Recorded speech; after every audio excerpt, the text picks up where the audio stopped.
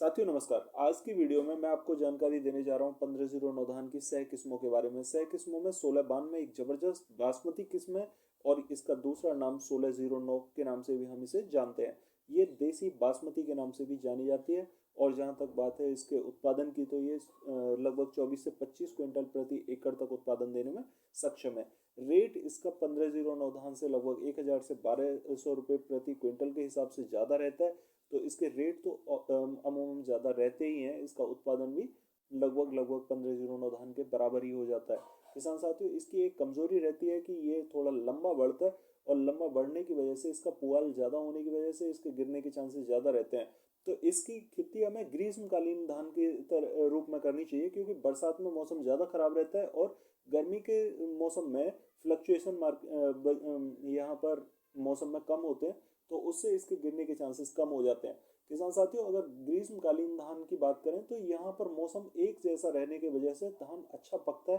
तो और पानी की मात्रा की अगर बात करें तो पानी की मात्रा ज़्यादा नहीं लगती है, अगर हम इसमें मैनेजमेंट अच्छा रखते हैं अपने खाद और पानी का। साथियों, अगर बात करें इसके बीज की मात्रा की तो 8 से 10 किलोग्राम प्रति एकड़ सीड की आपको ज़रूरत होगी, जहां तक ग्रीष्मकालीन धान के सवाल है। और वर्षा ऋतु के लिए आप मात्र 6 किलोग्राम प्रति एकड़ के हिसाब से ही सीड की बुआई कर सकते हैं। साथियों, इसकी अगर आप नर्सरी तैयार करने जा रहे हैं तो नर्सरी में आपको बहुत ज़्यादा कुछ नहीं करना है। आप यहाँ पर 2.5 किलोग्राम यूरिया और 2.5 किलोग्राम डीएपी, 2.5 किलोग्राम रीजेंट के साथ में ही आप इसकी बुआई कर सकते हैं। आप इसकी 20 से 25 दिन में ही नर्सरी तैयार कर सकते हैं।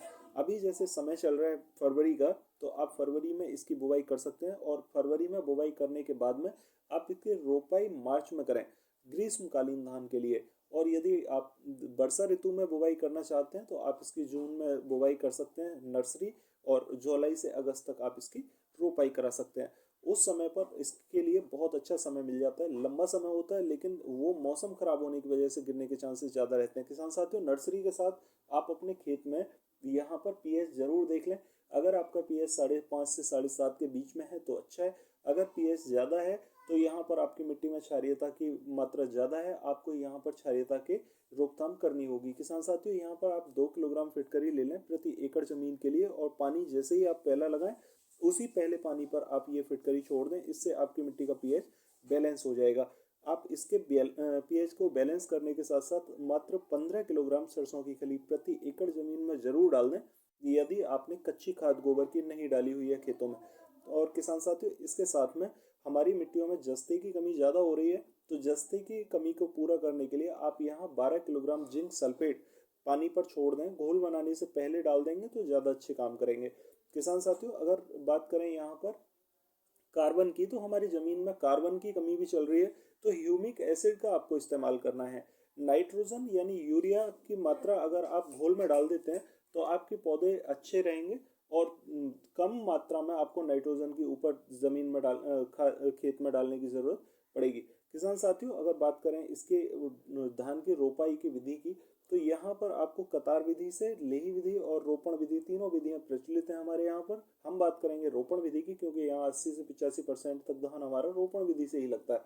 किसान साथियों, कतार विधि में यदि आप पानी बचत करना चाहते हैं, आप अपना फ्यूचर देखना चाहते हैं, तो यहाँ पर 1 बीघा जमीन में कतार विधि से धान की बुवाई जरूर करें, क्योंकि हमें पानी बचाना भी होगा। क्योंकि अगले आने वाले समय में पानी की मात्रा बहुत कम हो जाएगी और यहाँ पर आप 7 से 8 किलोग्राम धान 1 बीघा जमीन में डाल के सीड ड्रिल से बुवाई कर दें। गेहूं की तरह जैसे हम बुवाई करते हैं वैसे ही बुवाई करके देखें, इससे आपकी बहुत बचत होगी, पानी की भी, खाद की भी और लागत की भी। साथियों, धान की नर्सरी तैयार करने के लिए आप 20 लीटर पानी ले लें और उसमें 20 ग्राम कार्बेंडाजिम 12% और मैनकोजेब 63% को डाल दें। ये दवा डालने के बाद में आप उसे अच्छे से मिक्स कर लें और मिक्स करते ही इसमें धान का जितना भी सीड है आप वो डाल दें। डाल के आप उसे जैसे ही हिलाएंगे तो ऊपर उसमें जो हल्का धान है वो आ जाएगा, आपको वो निकाल देना है, क्योंकि ये हमारे लिए बड़ी मुसीबत बन जाती है। किसान साथियों, जैसे ही ये धान 12 घंटे फूल जाए पानी में, आप इसे निकाल के एक जूट के बैग में डाल दें। जूट के बोरे में डालकर आप इसे प्लास्टिक की पॉलिथीन में सील पैक करके आप ऐसी जगह रख दें जहाँ पर कि ठंड थोड़ा कम है, और ये 36 घंटे में लगभग जर्मिनेट हो जाता है। अगर आप किसी रूम में नहीं रख रहे हैं तो आप इसे भूसे में भी दबा सकते हैं। भूसे में हल्का टेम्परेचर ज़्यादा रहता है और वहाँ पर इसका जर्मिनेशन बहुत अच्छा होता है। 5 किलो धान के लिए 5 मीटर लंबाई और 3 मीटर चौड़ाई ले लें। और जहाँ तक बात करें इसके खाद की, तो 2.5 kilogram urea, 2.5 kilogram DAP, 2.5 kilogram Regent और उसके साथ में आप 500 ग्राम ह्यूमिक एसिड डाल सकते हैं। 2.5 किलोग्राम रीजेंट यहाँ पर आपके पेस्टिसाइड का काम करेगी। कार्बेंडाजिम मैनकोजेब के जो ट्रीटमेंट वाला पानी है आप उसे निकाल कर रख लें, ये आपको नर्सरी में ही लगाना होगा, ये पानी सेफ रखें। और जहाँ तक बात करें खरपतवार की दवा की, तो खरपतवार की दवा आप 36 घंटे के अंदर अंदर खेत में लगा दें। आप इसे बढ़ी हुई फसल के ऊपर स्प्रे कभी ना करें, इससे भी फसल बेकार होती है और ये हमारी नर्सरी की ग्रोथ को रोक देता है। अगर आप इस प्रकार से ट्रीटमेंट करेंगे तो आप 20 से 25 दिन में अपनी नर्सरी तैयार कर लेंगे बड़ी आसानी से। किसान साथियों, यहाँ पर हम ग्रीष्मकालीन नर्सरी की बात कर रहे हैं। इस प्रकार से अगर आप नर्सरी तैयार करते हैं तो ये 20 से 25 दिन में ही तैयार हो जाएगी। साथियों, अगर आपने खेत में सरसों की खली फिट करी और यहाँ जिंक सल्फेट डाल दिया है पहले ही, तो आपके खेत में अब यहाँ डीएपी की बहुत ज़्यादा मात्रा की ज़रूरत नहीं होगी। आप यदि 30 किलोग्राम डीएपी डाल रहे हैं तो वहाँ आप 12 से 15 किलोग्राम डीएपी ही डालें। रोपाई कराते वक्त आप रोपाई में सघन विधि से ही रोपाई कराएं। जितना सघन धान आपका होगा उतना ही अच्छा रहता है, क्योंकि ये धान बहुत कम फुटेर करता है, ट्रेलिंग कम होती है और लंबा ज़्यादा बढ़ता है, तो बीच में एरिया ज़्यादा खाली रहता है, उस एरिया में खरपतवार होने के चांसेस ज़्यादा रहते हैं। इसलिए आप इसे बहुत ज़्यादा सघन लगाएं और बहुत ज़्यादा भी ना हो, वो लिमिट देखनी है कि हमें कितना लगाना चाहिए।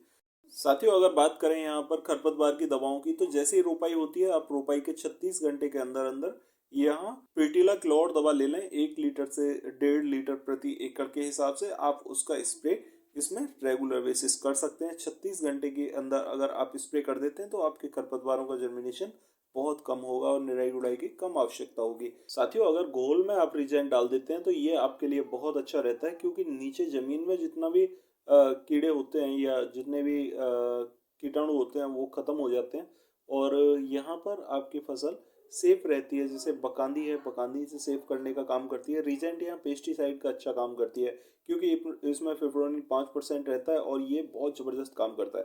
किसान साथियों, यदि आपके खेत में दीमक की शिकायत है तो आप दीमक के लिए 5% फिफ्रोनिल ले लें लिक्विड में, और ये 250 ml दवा को थाइमोथॉक्सम 100 ग्राम ले लें। इन दोनों दवाओं को मिलाकर स्प्रे कर दें, ये आपके दीमक से बहुत अच्छा बचाव करेगी। किसान साथियों, अगर धान की रोपाई की बात करें तो रोपाई करने के 12 दिन के बाद में आप यहाँ 10 किलोग्राम सागरिका ले लें और 35 किलोग्राम यूरिया ले लें। 1 किलोग्राम ह्यूमिक एसिड भी मिला सकते हैं। ये साल्ट मिला के आप छिड़काव कर दें। 12 दिन पर अगर आप छिड़काव कर देते हैं तो आपकी फसल बहुत ज़बरदस्त उठ के आएगी। और 250 ml लैम्डा लेकर 18 दिन के समथिंग एक स्प्रे जरूर करें, ये आपके कीड़े से बचाने का काम करेगी। किसान साथियों, 25 से 30 दिन पर आप यहाँ 05234 ले लें और 05234 के साथ में 500 ग्राम ह्यूमिक एसिड मिलाकर स्प्रे करें। आप यहाँ यूरिया का इस्तेमाल करें ही ना, क्योंकि अगर आप यूरिया का इस्तेमाल करते हैं तो फसल में ज़्यादा यूरिया होने की वजह से फसल ज़्यादा तेज़ी से बढ़ती है और मात्र 35 से 40 दिन पर आप अपनी फसल में लगभग 10 सेंटीमीटर तक ऊपर से पौधे के पत्तों को काट दें। अगर पत्ते काट देंगे तो उसमें पाल बहुत कम होगा, पुआल कम होने के कारण धान गिरने के चांसेस कम रहते हैं। फिर भी अगर कोई क्वेरी रहती है तो आप कमेंट बॉक्स में मैसेज करके पूछ सकते हैं, आपको रिप्लाई किया जाएगा। तो मिलते हैं फिर अगली वीडियो में, तब तक के लिए नमस्कार किसान साथियों।